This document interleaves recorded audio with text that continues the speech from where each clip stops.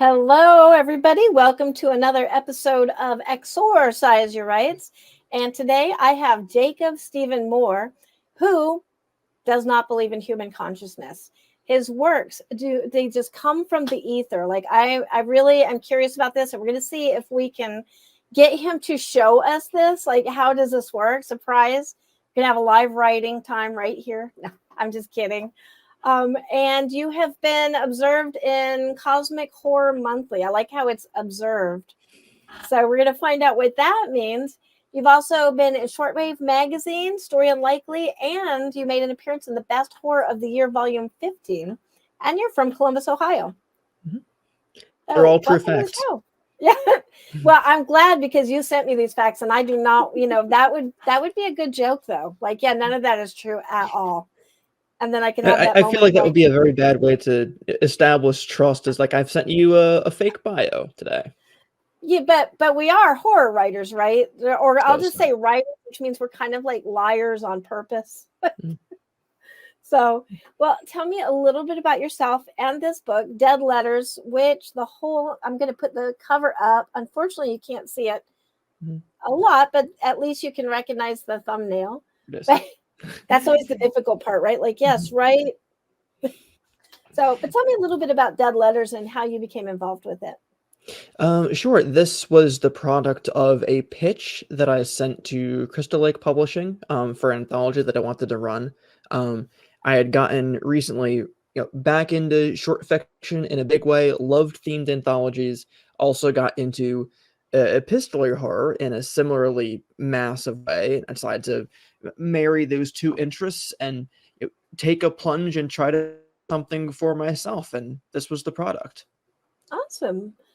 So you're edited it. Who's in it? Like, what are some of the authors that you managed to gather for this?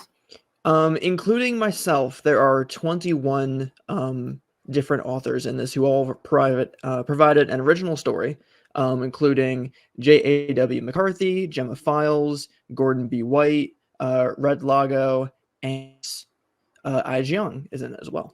Oh, nice. Mm-hmm. Yeah, where is she not right now? It's a serious question we all have to ponder. You turn your back, you turn around, Jiang is there. Yeah, exactly. Well, what was kind of some of the, I'm going to say, because we all know putting something together like this is both an act of love and an act of insanity. Is that a good way to put it? Mm-hmm. What were some of the key moments that you remember about this? Like either the insanity. I'm going to actually just ask you about both. Sure. So pick the bad or the good. Which one do you want to start with? Well, there were a few. We'll start with not the bad, but certainly the difficult and the challenging.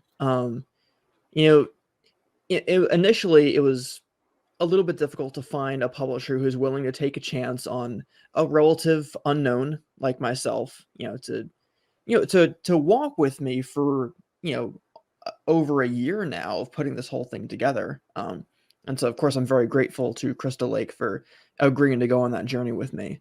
The second, not difficulty, but certainly surprise, was the response that the open call got. It kind of exploded on Twitter. It became very popular and people were passing it around. Awesome. The call was open for 2 months and we got over 300 submissions to it, which I had to read all by myself. And I had set like a very, very firm deadline of like, I don't want people to have to wait around to hear about their stories forever. So like at the end of like the next 2 months, like I want to have sent out final replies to everyone. And that meant pretty much going home after work every day and just reading epistolary horror until I passed out pretty much every night. So are you still a fan? Do you still like it, or have you gotten it out of your system?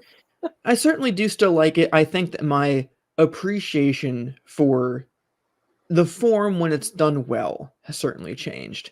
Mm-hmm. It also turns out there's only so many you can read at one time before they begin just kind of running together. And that's why I was very grateful that the authors who did make it in, they used the form in very unique ways, and they came up with, ways of using a found document that I would have thought of. And so there's a Awesome. variety in this project, which I'm super pleased about.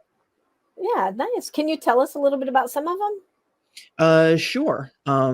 There is one very, very early on in the book that's just called Ellipsis. Like the title is like quote dot dot dot quote, and it's meant to signify like when you're getting a text and someone's like about to send you a text message and it's like it's typing.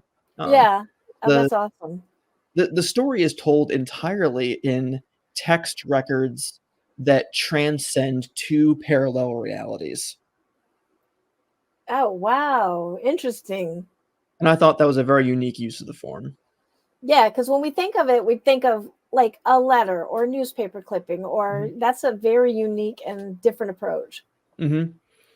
Another one called Something Cool Behind the Waterfall is told mostly in a like old like web archive video game walkthrough.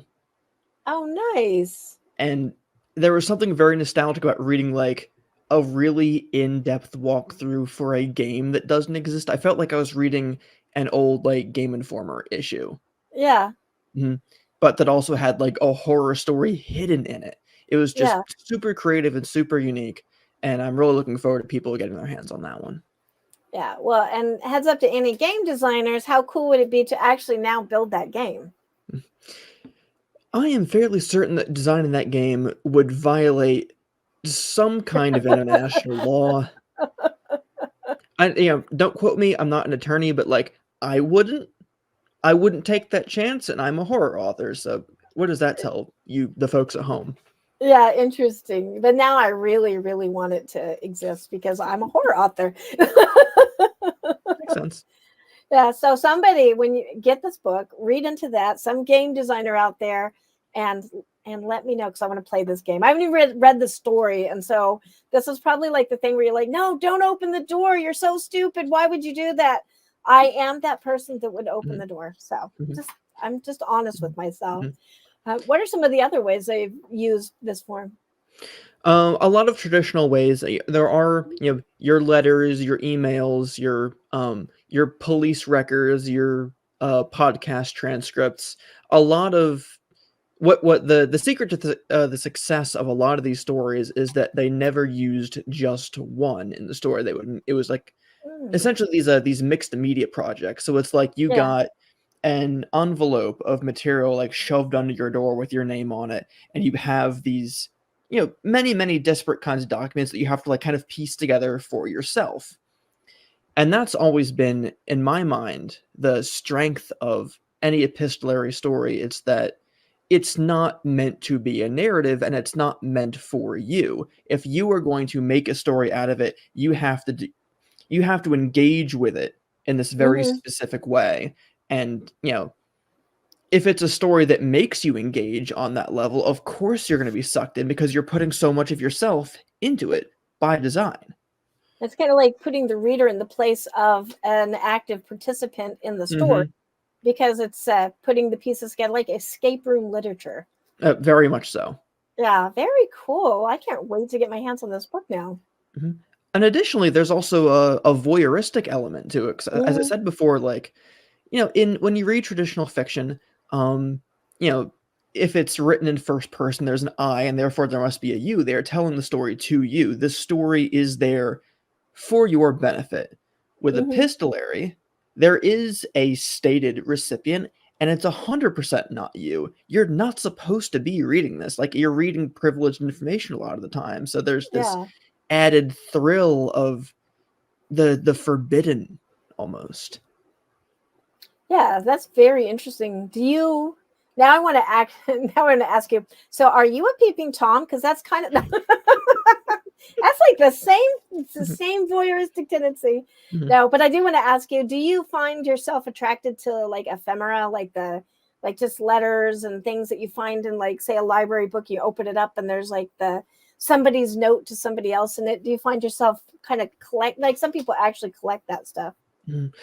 I do not collect it myself, but when I do encounter it out in the wild, we'll say, of course, I'm going to take a look. Yeah. Mhm. Yeah, very interesting. So I wonder if any of these stories were inspired by that, like a real piece of something they found, like a real. Do you know if any of them were? I imagine that, I think any author, horror or otherwise, is always going to take from, their personal experience. I hesitate to speculate on the inspiration of some of these tales, by which I mean some of them I wouldn't dare ask. It kind of makes you want to go contribute to the wild, right? I mean, that's what I kind of think of this. Is like I now would like to write a letter maybe and put it in a library book for somebody to find and build a story on. Well, I think that the ideal reading experience of Dead Letters would be to just discover it somewhere, like in a Denisoft or something. Like, yeah. Of course, I'm super grateful it's going to be, publicly available on Amazon and in bookstores, but, to go into a creek bed and pull up a rock and this book is there. That's the way this should be read. It should be discovered. Oh, that's awesome. Okay, so that is the challenge of this book is go get a copy of this book. Go get, 2 copies of this book. I'm sure Joe over at Crystal Lake will agree with us. You should go buy 2 copies, one to release into the wild and then one to keep. Just follow your local regulations for littering and things like that, but definitely get 2 copies of this. So, well, what were some of the biggest joys of this? We talked about some of the difficulties, but how about the joys, which could almost be the same thing? Because getting accepted to publish it. Yeah. Well, like I said, this is my first time doing a project of this magnitude before, so it was incredibly gratifying to have, this many authors, many of whom are people that are inspirations to me and, and got me on the path to writing short fiction again and writing this particular style of horror, come to me and trust me with their work. In some cases, sight unseen, because, people like Jiang and Gordon B. White and Jen and Gemma and Red, they were invited to participate. So they wrote stories even before the open call went out. And to have, people I admire like that say, I trust you with my words. I trust you to put this in a good project was just a really, really special thing. That's awesome. That's awesome. What are your personal plans from here? I mean, once this is out and it's selling, where are you going to go? Well, truth be told, I got bit by the editing bug pretty bad. So once this is out, I would love to do another one. Awesome. Probably not epistolary, but, not to tell too many tales out of school, but I do have an idea for what the next anthology will be. Oh, awesome. Awesome. And maybe this is asking too many questions, so you can always tell me to be quiet, mind my own business. But what publisher do you think you would go for? Crystal Lake again, or are you going to try to spread the love? I haven't decided yet. Now, truth be told, the key to getting any kind of project like this off the ground is like you send the pitch out to anyone you think will take it. Yeah, you send out, 20 queries and you get like 10 responses, 5 maybes, and 1 yes. Yeah, if you put all your eggs in one basket, you end up with a bunch of broken eggs. Yeah. Unless you're Mark Twain, what did he say? Like, put all your eggs in one basket and watch it like hell. But I guess he probably wasn't talking about publishing. Likely not, but then again, he was Mark Twain. It's true. Yeah, true. Well, who knows when he said that, though? I mean, that's the thing is this whole system just explodes so fast. Where you are now, next year you'll probably look back and be shocked, amazed with what's going on.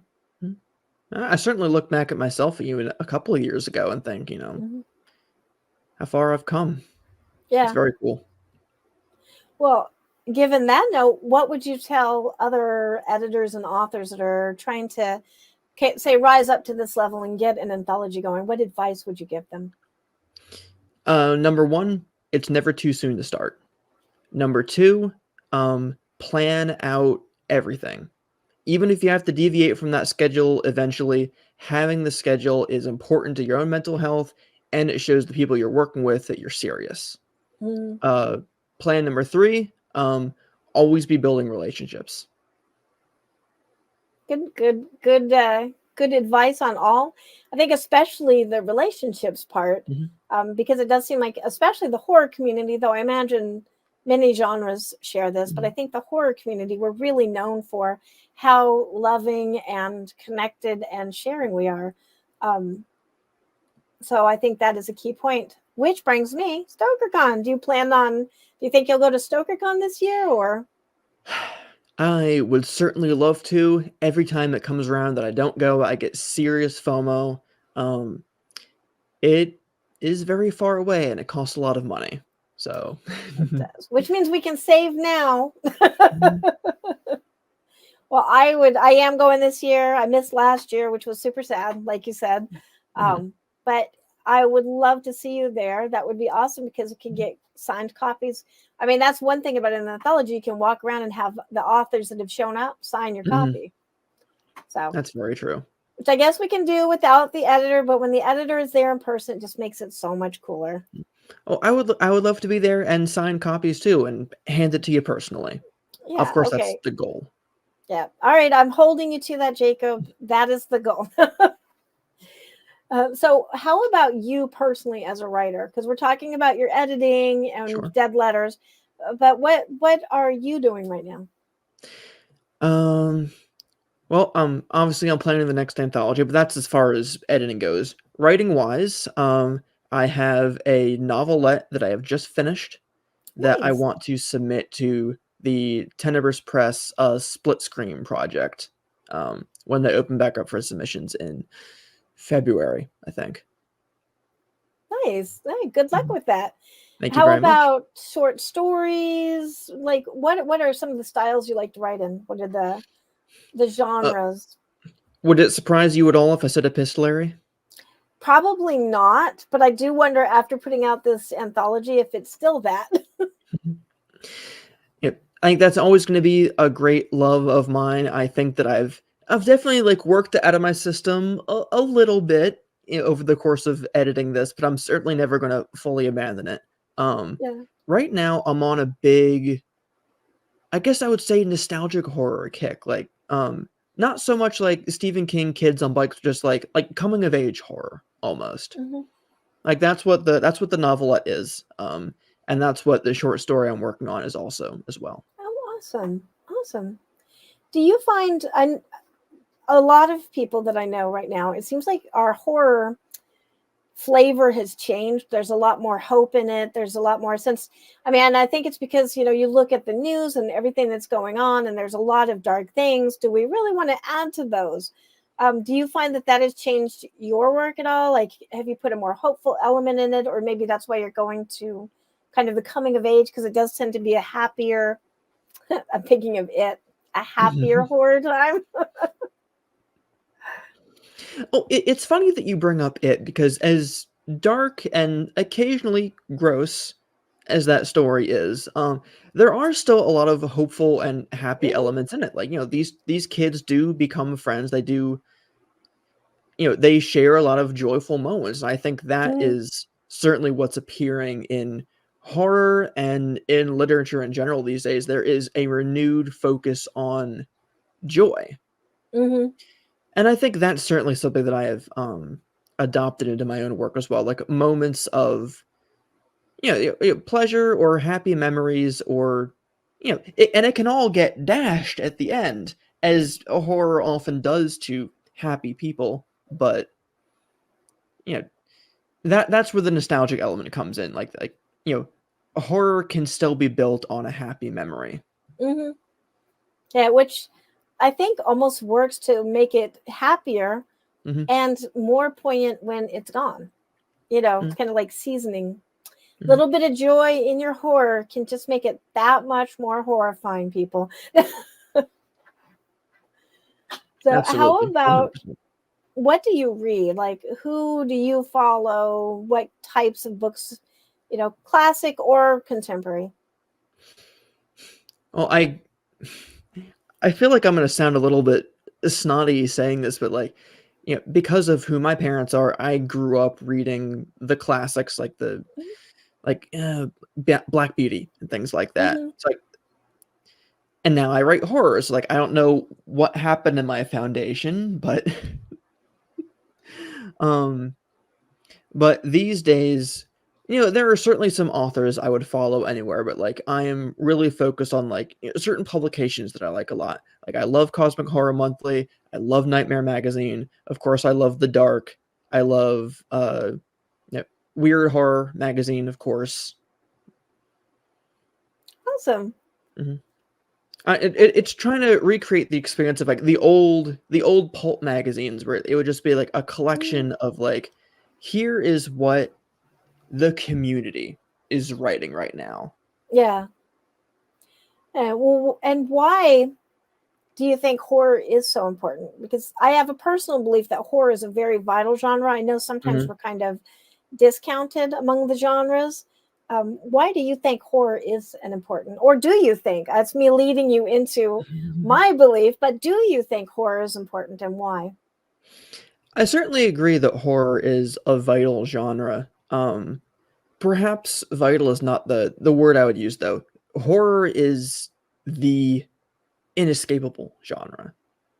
I believe that fear is our most important, at least survival-based emotion, and that the things we are afraid of are not always the things that we need to be afraid of anymore. So we need some kind of a pressure valve for our negative feelings, and that is what horror is, at least to me. And it also provides, I think, the purest canvas on which to explore. I'm going to sound very NPR here. The issues of the day. That did sound very NPR. I mean, you possibly have a second career as an NPR broadcaster. From NPR and Newsweek this week, there will be a 40% chance of, I don't know. Oh, that's funny. There was a study done on horror during 2020. That's like the third time I brought up 2020 today. I swear I do not fixate on that year. But there was a study that was done on horror, and they found out that the people that were fans of horror, particularly survivor horror, like zombie apocalypse type horror, fared better mentally than every other fan, like every other genre fan. And I think that kind of goes back to what you're saying. I mean, horror is definitely a vital element of literature that we can't discount. Well, think about the purpose of narrative in general. There have been very, very like detailed, diligent studies that say like when you are reading any kind of a narrative, the same pathways in your brain light up as though you were actually experiencing whatever is happening. So if you are reading a lot of horror or dark fiction or things where terrible things happen, you are very likely better prepared than anyone else for when those things actually happen, because technically speaking, you've been there mentally. Yeah, good point. It's like role play. Once you've faced the monster a few times, you can face it again when it's actually standing in front of you. Oh, excellent. And when have there been more monsters than right now? Yeah, definitely. We don't want to actually horrify anybody with this interview, so I won't bring up details. But yeah, these are some dark times.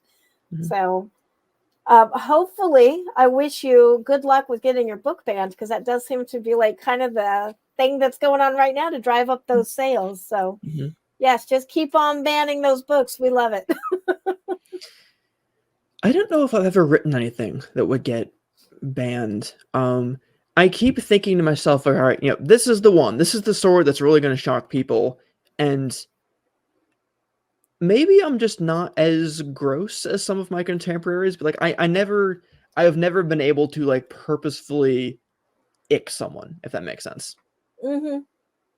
Yeah, but there's so much variety with horror besides just the ick factor. I honestly am not a huge fan of the gross out horror because I don't know. I really like the psychological, supernatural, that kind of the slow burn very much. So. You like dread, don't you? Oh, yes. Yeah. Love me some dread.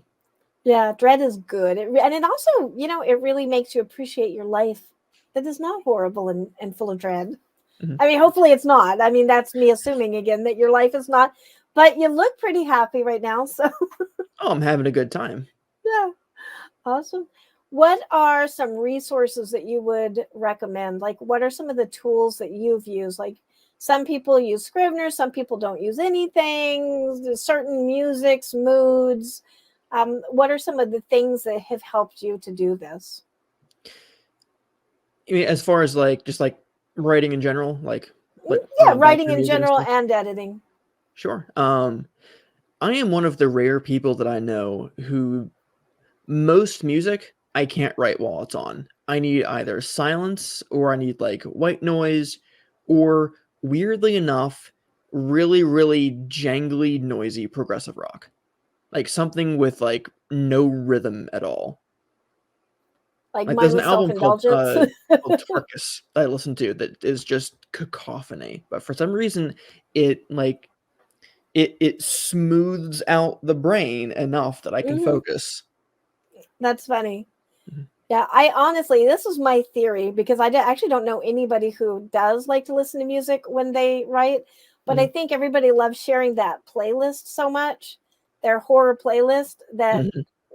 a bunch of people, oh, that sounds really like I'm saying people lie, but we are writers. We've already established that we're liars. Mhm. But I kind of feel like, yeah, I can't listen to music either. I guess this is me doubting that you can actually listen to music and write, Mhm. unless it is something like that, like a very, yeah, not distracting noise. Mhm. Something, yeah. Well, awesome.